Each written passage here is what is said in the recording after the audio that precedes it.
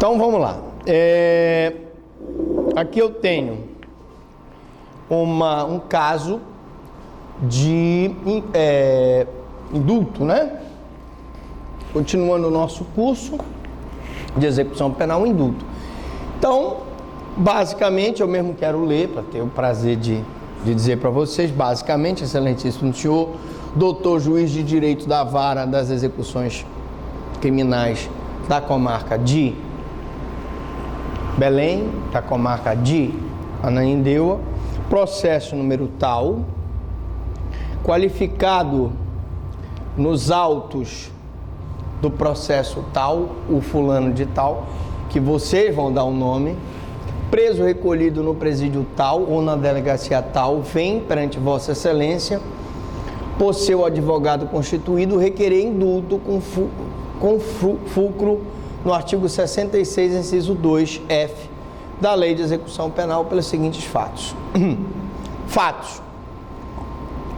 O acusado, fulano de tal, foi condenado à pena privativa de liberdade a 3 anos, substituída por 2 restritivas de direito. Então, o que eu posso dizer dessa pena? A condenação foi inferior a 4 anos, ele não era reincidente, ele não praticou o crime com violência ou grave ameaça e as circunstâncias judiciais foram favoráveis. Tá? Beleza. Tendo sido substituída por prestação de serviço à comunidade e pena pecuniária de 4 salários mínimos pelo crime X, não hediondo.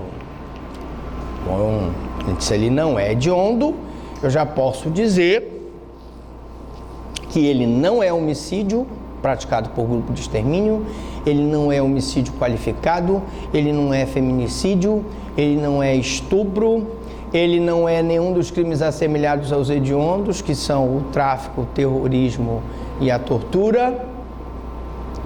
Não é hediondo. Muito bem. Do direito, o indulto, olha que beleza.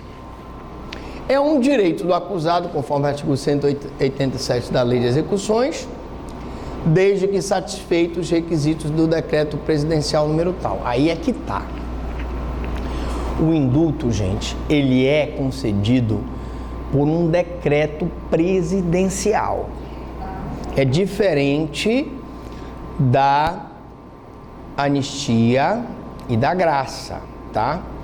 Eu poderia dizer que a diferença básica, nós vamos ver isso na aula do PowerPoint, a diferença básica entre o indulto e a graça é que o indulto sempre é coletivo e a graça sempre é individual. Vamos repetir de novo? O indulto sempre é coletivo e a graça é sempre individual. Então, quando aquelas circunstâncias do decreto presidencial beneficiar um número indeterminado de indivíduos, eu tenho o indulto. Quando aquelas circunstâncias beneficiar um indivíduo, eu tenho o pedido de graça.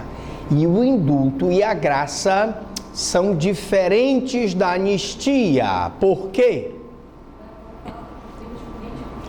A anistia, primeiro, ela é concedida pelo presidente da República? Não, ela é concedida pelo Congresso Nacional. Professor, quer dizer que o indulto e a graça são feitos pelo presidente da República através de decreto e a anistia é feita através de lei pelo Congresso Nacional. Pronto, essa é a diferença básica. Na anistia, normalmente por uma lei, o Congresso Nacional, tendo em vista questões políticas, pode isentar de pena determinado indivíduo. Pronto, beleza. Fiz a diferença, estou aqui dizendo que o indulto é um direito do acusado, estou aqui dizendo que ele foi concedido por um decreto presidencial, trata-se de apenado condenado, originalmente apenas privativas de liberdade, as quais foram substituídas por restritivas de direito, sendo que a multa foi aplicada como pena de caráter principal, cumulativamente a pena privativa de liberdade, que posteriormente foi substituída. Isso tranquilo, naturalmente ele preencheu os requisitos, pena não superior a 4, não reincidente, não praticou com violência ou grave ameaça e circunstâncias judiciais favoráveis. Já aprendemos isso, está decorado.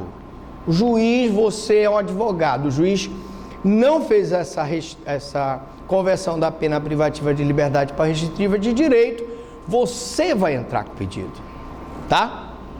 Cumprimento da pena privativa de liberdade ocorreu dia 25 de dezembro.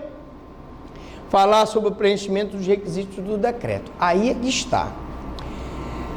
Claro que para eu criar uma peça de pedido de indulto, eu tenho que dizer quais foram os requisitos desse decreto presidencial. Se eu criar uma peça pedindo anistia, eu tenho que falar os requisitos da lei do Congresso Nacional que anistiou aquela pessoa. E aí você vai ficar à vontade para criar.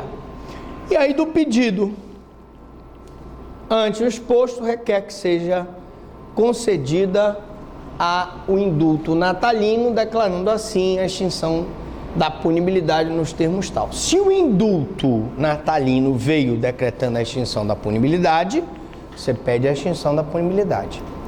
Se o indulto natalino considerou, por exemplo, naquela época, tempo de curso profissionalizante, tempo de leitura de livro, como detração da pena, você pede a detração da pena.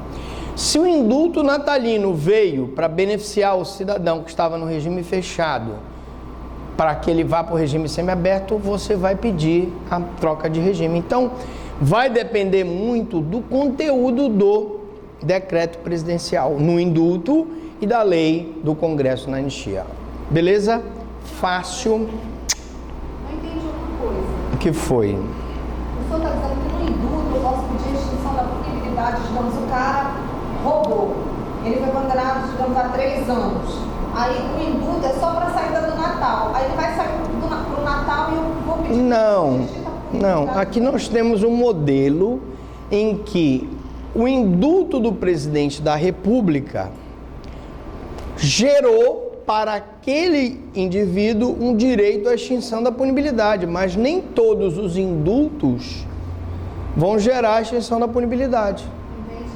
E a pensão de encaminhamento? Para o juiz da execução penal. Mesmo? Então não é... Para o juiz da execução penal. Não é para o presidente da República? Não, porque o presidente da República só expediu o decreto indultando aquela pessoa, aquelas pessoas. Como o senhor disse que o indulto é concedido por um decreto presidencial? Exatamente. O presidente da República faz o decreto presidencial, é uma lei. Mas Então, o pedido, eu vou juntar essa lei e faço a trabalho de execução. Exatamente. É o juiz que vai cumprindo aquele decreto presidencial indultar aquela pessoa. Se o indulto gerar uma extinção da punibilidade, você pede a extinção. Se o indulto gerar a detração pelo estudo, pelo curso de frequência a cursos profissionalizantes ou roda de conversa no caso de violência doméstica, você pede a detração. Se o indulto gerar uma conversão de uma pena privativa de liberdade restritiva de direito, idem, e assim sucessivamente. Ok? All right, boys.